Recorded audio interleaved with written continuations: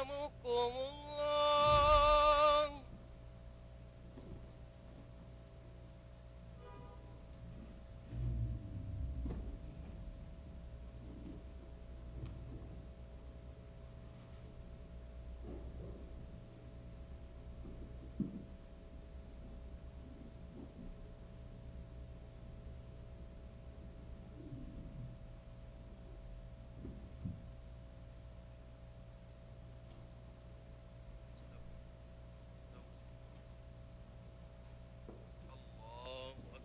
الله أكبر.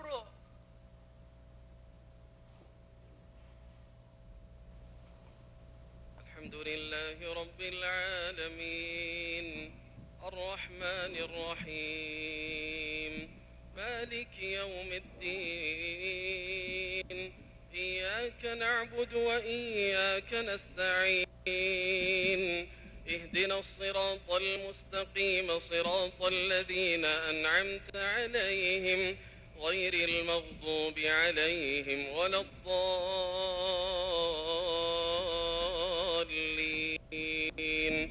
آمين. سبحان الذي أسرى بعبده ليلا من المسجد الحرام إلى المسجد الأقصى الذي باركنا حوله لنريه من آياتنا إنه هو السميع البصير. وآتينا موسى الكتاب وجعلناه هدى لبني إسرائيل ألا تتخذوا من دوني وكيلا ذرية من حملنا مع نوح إنه كان عبدا شكورا. وقضينا إلى بني إسرائيل في الكتاب لتفسدن في الأرض مرتين ولتعلن علوا كبيرا. فإذا جاء وعد أولاهما بعثنا عليكم عبادا لنا أولي بأس شديد فجاسوا خلال الديار وكان وعدا مفعولا. ثم رددنا لكم الكرة عليهم وأمددناكم بأموال وبنين وجعلناكم أكثر نفيرا. إن أحسنتم لأنفسكم وإن أسأتم فلها. فإذا جاء وعد الآخرة ليسوءوا وجوهكم وليدخلوا المسجد كما دخلوه أول مرة وليتبروا ما علوا تتبيرا. عسى ربكم أن يرحمكم وإن عدتم عدنا وجعلنا جهنم للكافرين حصيرا. إن هذا القرآن يهدي للتي هي أقوم ويبشر المؤمنين الذين يعملون الصالحات أن لهم أجرا كبيرا وأن الذين لا يؤمنون بالآخرة أعتدنا لهم عذابا أليما. ويدعو الإنسان بالشر دعاءه بالخير وكان الإنسان عجولا. وجعلنا الليل والنهار آيتين فامحونا آية الليل وجعلنا آية النهار مبصرة لتبتغوا فضلا من ربكم ولتعلموا عدد السنين والحساب وكل شيء فصلناه تفصيلا. وكل إنسان ألزمناه طائره في عنقه ونخرج له يوم القيامة كتابا يلقاه منشورا. اقرأ كفى بنفسك اليوم عليك حسيبا. من اهتدى فإنما يهتدي لنفسه ومن ضل فإنما يضل عليها ولا تزر وازرة وزر أخرى وما كنا معذبين حتى نبعث رسولا وإذا أردنا أن نهلك قرية أمرنا متر فيها ففسقوا فيها فحق عليها القول فدمرناها تدميرا وكم أهلكنا من القرون من بعد نوح وكفى بربك بذنوب عباده خبرا بصيرا. الله أكبر.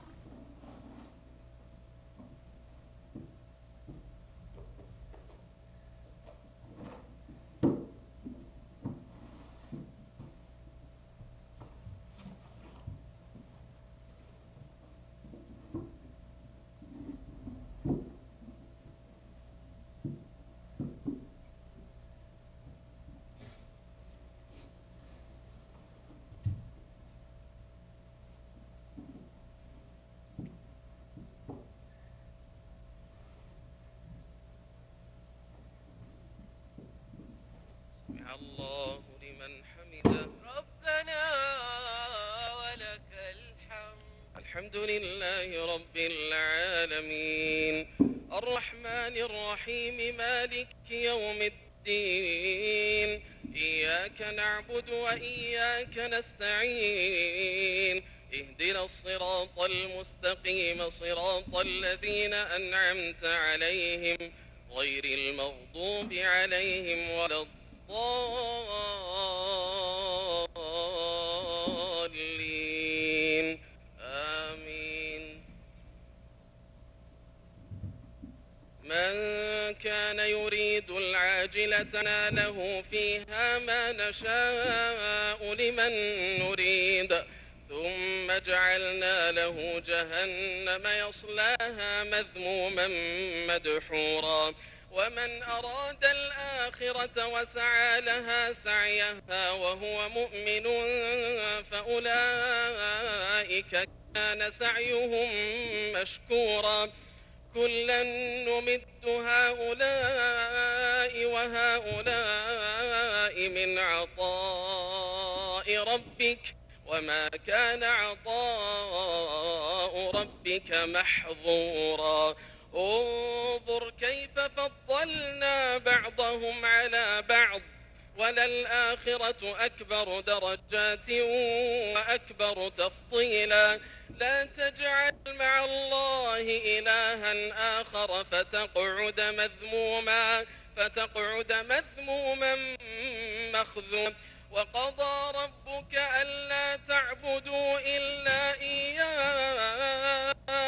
وقضى ربك ألا تعبدوا إلا إياه وبالوالدين إحسانا إما يبلغن عندك الكبر أحدهما أو كلاهما فلا تقل لهما أف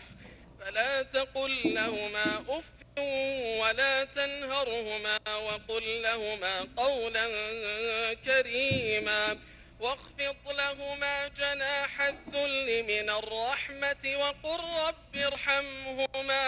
وقل رب ارحمهما كما ربياني صغيرا ربكم أعلم بما في نفوسكم إن تكونوا صالحين فإنه كان للأوابين غفورا وآت ذا القربى حقه والمسكين وابن السبيل ولا تبذر تبذيرا إن المبذرين كانوا إخوان الشياطين وكان الشيطان لربه كفورا وإما تعرضن عنهم ابتغاء رحمة من ربك ترجوها فقل لهم قولا ميسورا ولا تجعل يدك مغلولة إلى عنقك ولا تبسطها كل البسط فتقعد ملوما محسورا. إن ربك يبسط الرزق لمن يشاء ويقدر إنه كان بعباده خبيرا بصيرا.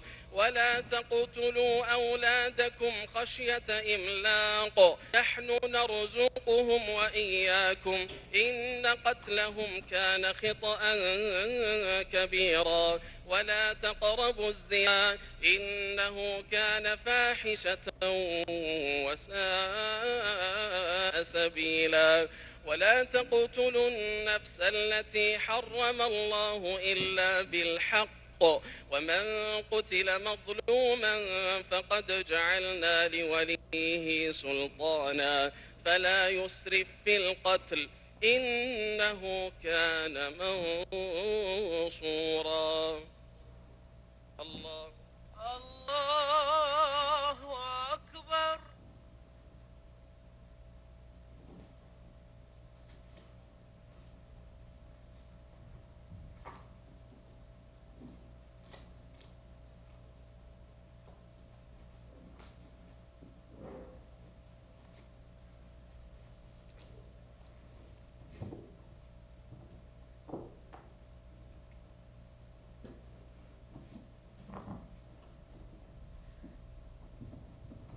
الله لمن حمده. ربنا ولك الحمد.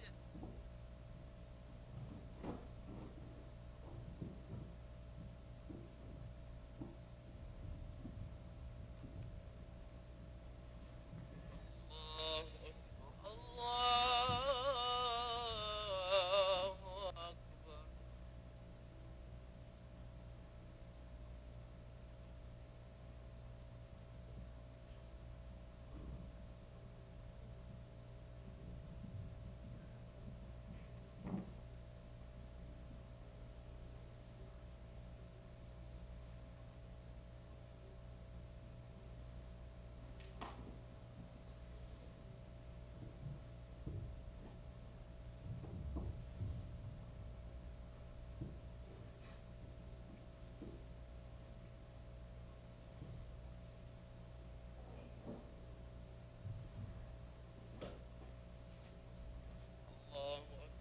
الله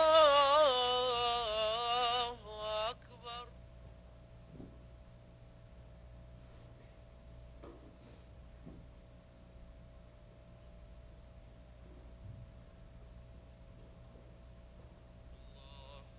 الله أكبر.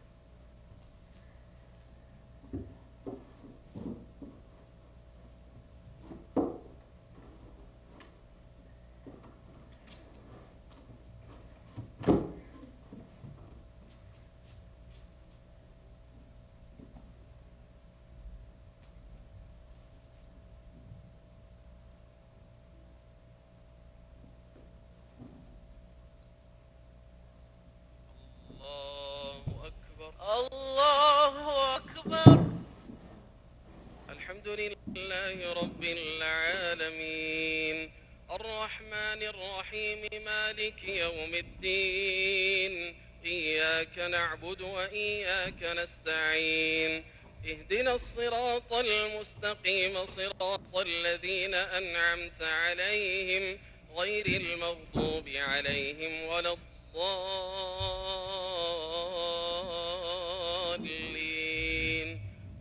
آمين. ولا تقربوا مال اليتيم إلا بالتي هي أحسن حتى يبلغ أشده وأوفوا بالعهد إن العهد كان مسؤولا. وأوفوا الكيل إذا كلتم وزنوا بالقسطاس المستقيم ذلك خير وأحسن تأويلا. ولا تقف ما ليس لك به علم إن السمع والبصر والفؤاد كل أولئك كان عنه مسؤولا. ولا تمش في الأرض مرحا إنك لن تخرق الأرض ولن تبلغ الجبال طولا كل ذلك كان سيئه عند ربك مكروها ذلك مما أوحى إليك ربك من الحكمة ولا تجعل مع الله إلها آخر فتلقى في جهنم ملوما مدحورا أفأصفاكم ربكم بالبنين واتخذ من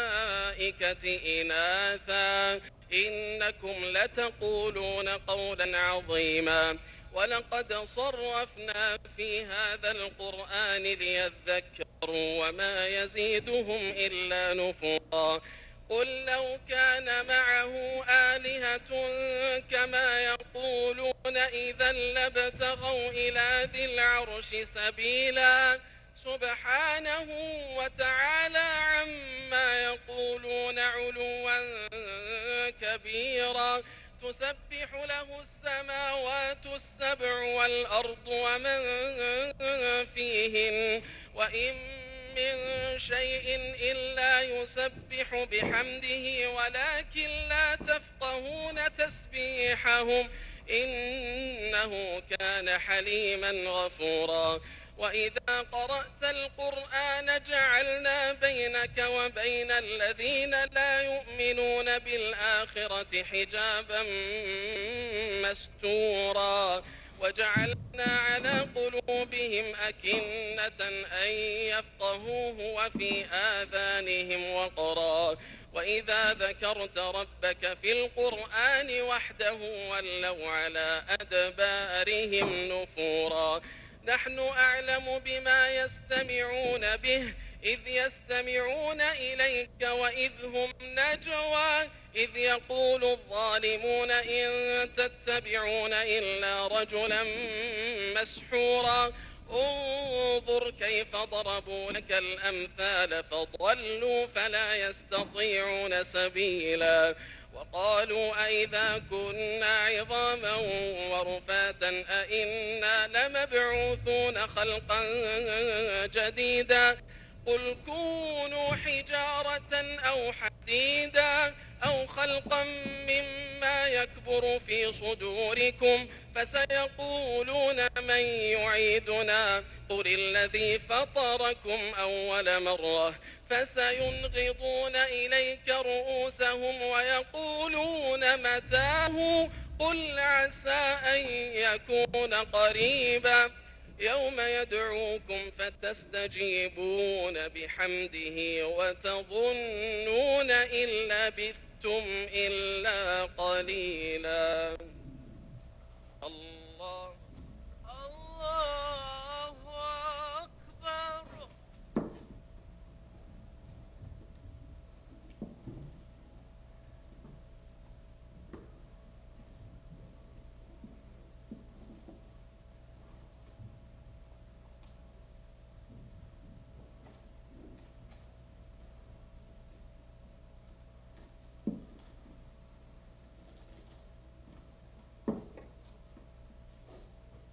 سمع الله لمن حمده ربنا ولك الحمد.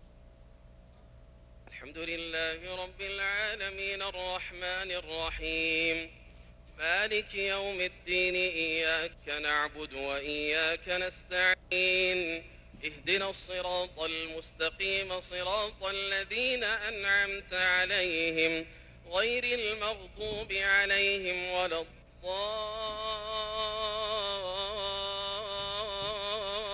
الضالين آمين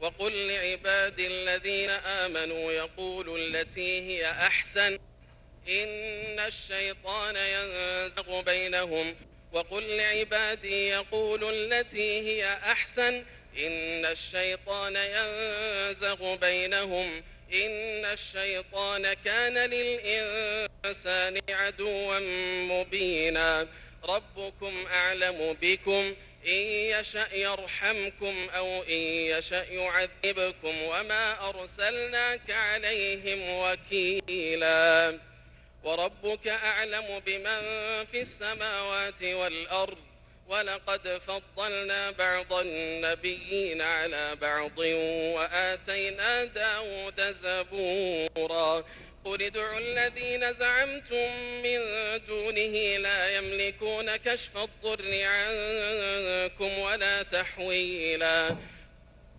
قل ادعوا الذين زعمتم من دونه فلا يملكون كشف الضر عنكم قل ادعوا الذين زعمتم من دونه فلا يملكون كشف الضر عنكم ولا تحويلا أولئك الذين يدعون يبتغون إلى ربهم الوسيهم أقرب ويرجون رحمته ويخافون عذابه إن عذاب ربك كان محذورا وإن من قرية إلا نحن مهلكوها قبل يوم القيامة أو معذبوها عذابا شديدا كان ذلك في الكتاب مسطورا وما منعنا أن نرسل بالآيات إلا أن كذب بها الأولون وآتينا ثمود الناقة مبصرة فظلموا بها وما نرسل بالآيات إلا تخويفا وإذ قلنا لك إن ربك أحاط بالناس وما جعلنا الرؤيا التي أريناك إلا فتنة للناس والشجرة الملعونة في القرآن ونخوفهم فما يزيدهم إلا طغيانا كبيرا. الله أكبر.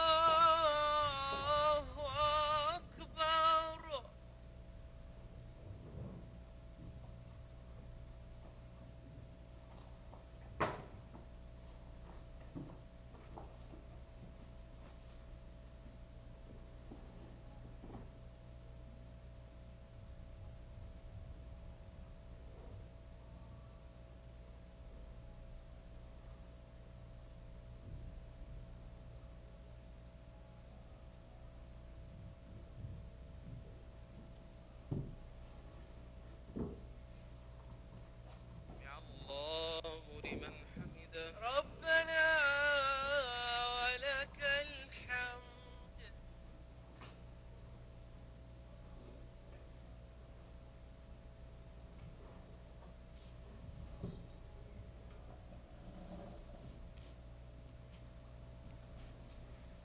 الله أكبر.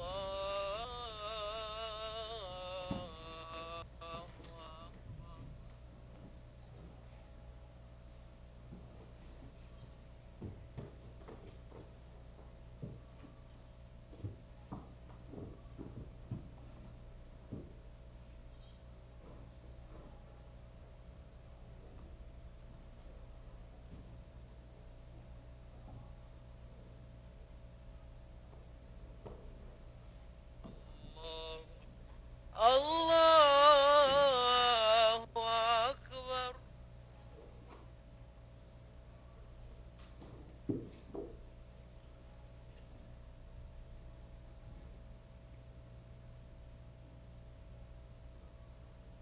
الله أكبر.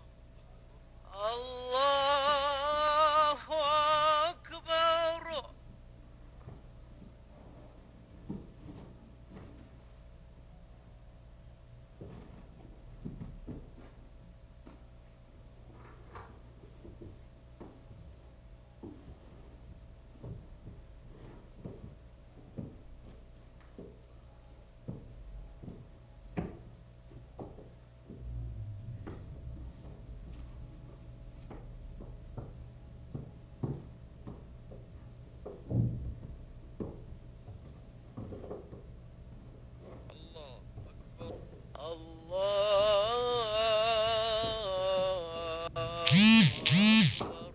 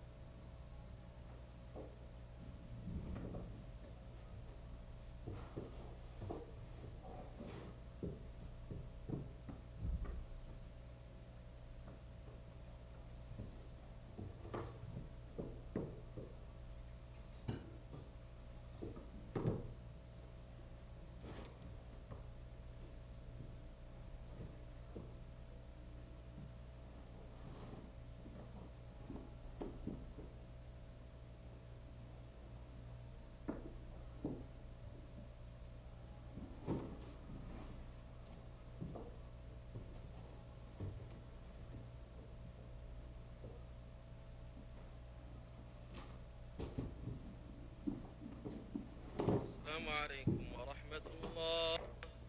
السلام عليكم ورحمة الله. السلام عليكم ورحمة الله. السلام عليكم ورحمة الله.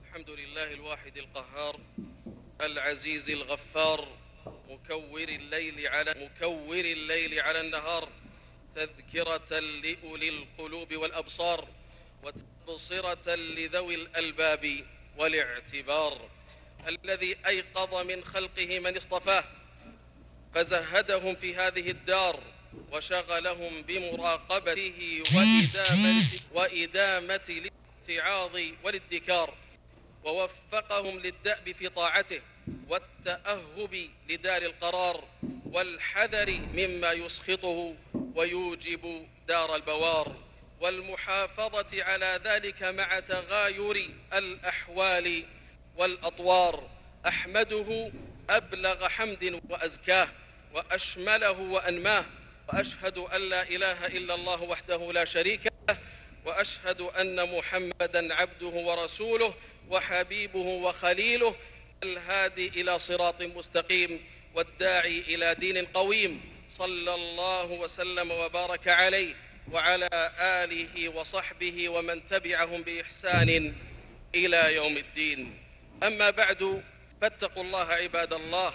يا أيها الذين آمنوا اتقوا الله ولتنظر نفس ما قدمت لغد واتقوا الله إن الله خبير بما تعملون. معاشر المؤمنين، لقد خلق الله عز وجل الليل والنهار والشمس والقمر لحكم بالغة وغايات سامية، فقال جل من قائل سبحانه: هو الذي جعل الشمس ضياء والقمر نورا وقدره منازل لتعلموا عدد السنين والحساب، ما خلق الله ذلك إلا بالحق، يفصل الآيات لقوم يعلمون.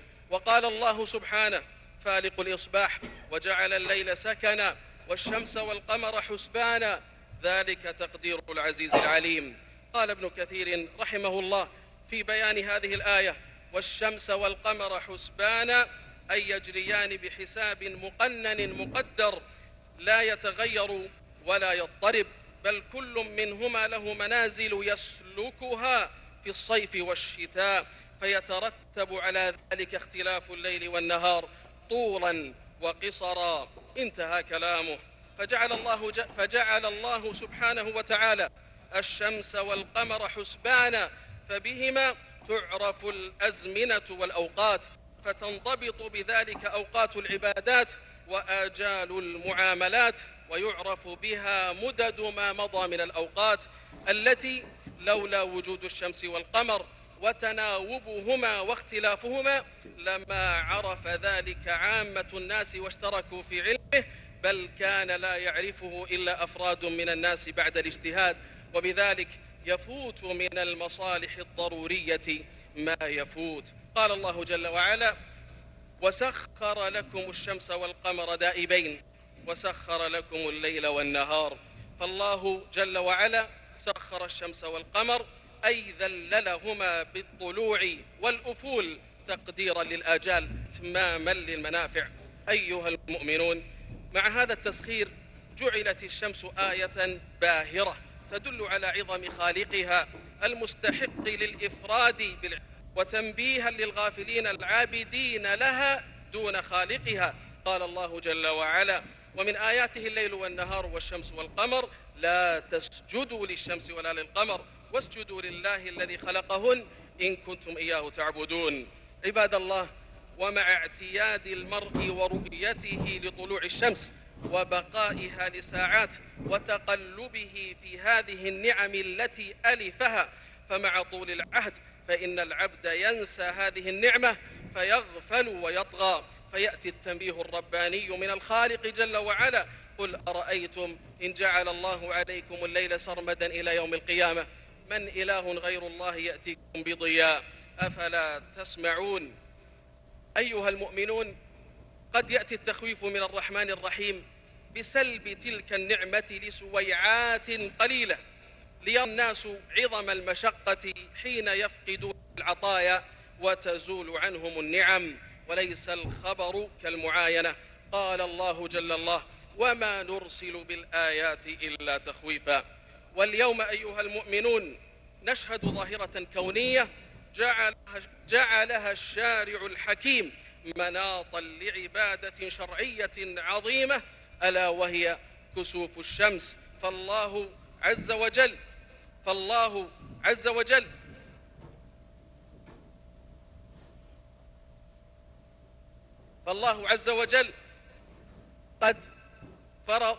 جل وعلا قد أخرج لنا هذه الظاهرة الكونية، ولسنا اليوم بصدد معالجة التعليل العلمي لهذه الظاهرة الكونية، فتلك أسباب ربانية بيد خالقها سبحانه، وإنما نحن مطالبون بحال ومقال كسلوك شرعي حين وقوع هذه الظاهرة، وحالنا ومقالنا منضبط بهدي رسول الله صلى الله عليه وسلم.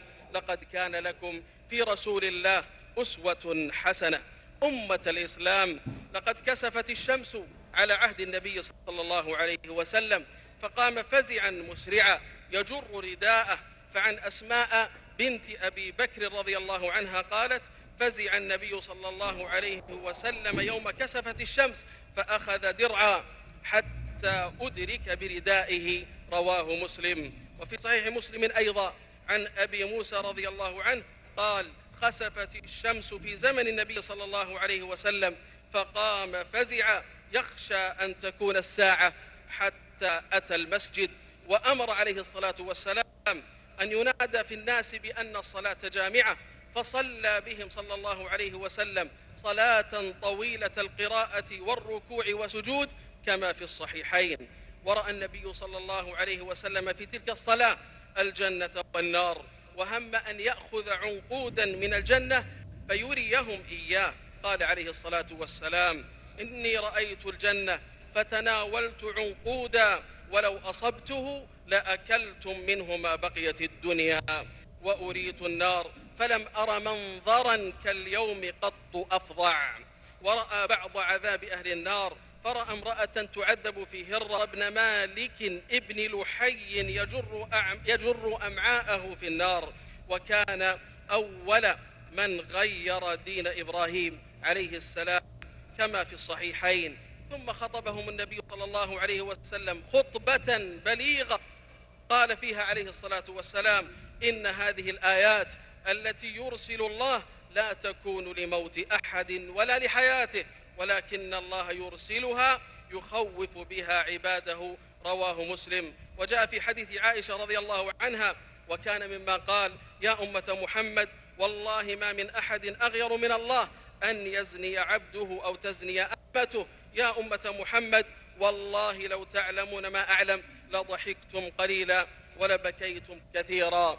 وأوصاهم صلى الله عليه وسلم بالفزع إلى الصلاة كما في حديث عائشة رضي الله عنها: فإذا رأيتموهما فافزعوا إلى الصلاة. وأمرهم أن يلزموا الصلاة حتى تنجلي، فقال عليه الصلاة والسلام: فإذا خسف فصلوا حتى تنجلي.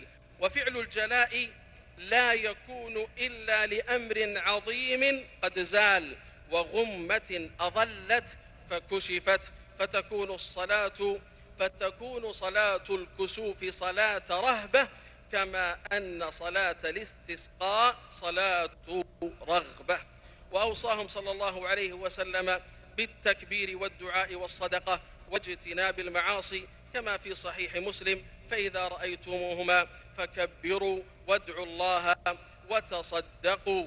أيها المؤمنون، لقد حدث ذلك الكسوف متوافقا مع موت إبراهيم ولد النبي صلى الله عليه وسلم.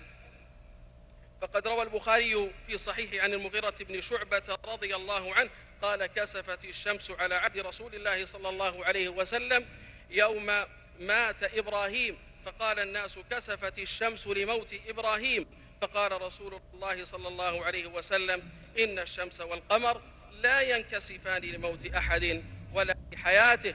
وهذا التنبيه منه عليه الصلاة والسلام إنما هو حماية لجناب التوحيد من الاعتقادات الباطلة والتصورات الفاسدة، وفيه أدب عظيم للمسلمين لكي لا يعللوا الحوادث بغير أسبابها وينتحلوا لها عللا توافق الأهواء كما كانت تفعله الدجاجلة من الكهان وأضرابهم. عباد الله، إن ما مضى من النصوص والأخبار عن رسول الله صلى الله عليه وسلم لا تدل بمجموعها على ما ينبغي أن يكون عليه العبد من التقلب بين أنواع العبادات وألوان القربات حال حدوث ظاهرة الكسوف أو الخسوف، وقد ملئ قلبه بكمال الخوف منه سبحانه وتعالى مع كمال الرجاء بزوال الغمة وكشف الغمة. فاتقوا الله عباد الله، واجتنبوا المعاصي والذنوب والآثام، وبادروا بالتوبة والاستغفار، ولازموا الذكر والتكبير والصدقة والدعاء، وتعرضوا لنفحات ربكم في الجهر والإسرار كما أوصاكم نبينا صلى الله عليه وسلم سيد المخبتين والأخيار عليه الصلاة والسلام. اللهم أنت ربنا لا إله إلا أنت، خلقتنا ونحن عبيدك، ونحن على عهدك ووعدك ما استطعنا، نعوذ بك من شر ما صنعنا، نبوء بذنوبنا فاغفر لنا إنه لا يغفر الذنوب إلا أنت. ربنا لا تفرق جمعنا إلا بذنب مغفور وسعي مشكور وعمل صالح مبرور يا عزيز يا غفور. ربنا لا تؤاخذنا إن نسينا أو أخطأنا، ربنا ولا تحمل علينا إصرا كما حملته على الذين من قبلنا، ربنا ولا تحملنا ما لا طاقة لنا به، واعف عنا واغفر لنا وارحمنا، أنت مولانا فانصرنا على القوم الكافرين. اللهم يا فارج الهم يا كاشف الغم يا رحمن الدنيا والآخرة ورحمهما، نسألك رحمة من عندك تغنينا عن رحمة من سواك. اللهم فرج هم المهمومين ونفس كرب المكروبين واقض الدين عن المدينين واشف مرضانا ومرضى المسلمين. اللهم اكشف الغمة عن هذه الأمة يا ذا الفضل والعطاء والمنة. اللهم اعز الإسلام والمسلمين وأذل الشرك والمشركين واحمي حوزة الدين، واجعل هذا البلد آمنا مطمئنا رخاء وسائر بلاد المسلمين.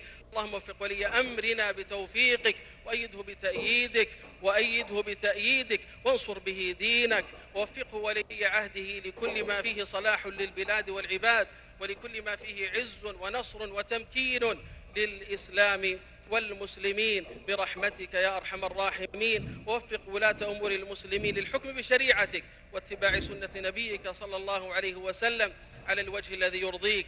اللهم كن لجنودنا على ثغورنا، احفظهم بحفظك واكلأهم برعايتك يا أرحم الراحمين. اللهم تقبل منا إنك أنت السميع العليم، واغفر لنا إنك أنت الغفور الرحيم، وتب علينا إنك أنت التواب الرحيم. اللهم إنا نعوذ برضاك من سخطك ومعافاتك من عقوبتك، وبك منك لا نحصي ثناء عليك أنت كما أثنيت على نفسك. وصل اللهم وسلم وبارك على نبينا محمد وعلى آله وصحبه أجمعين.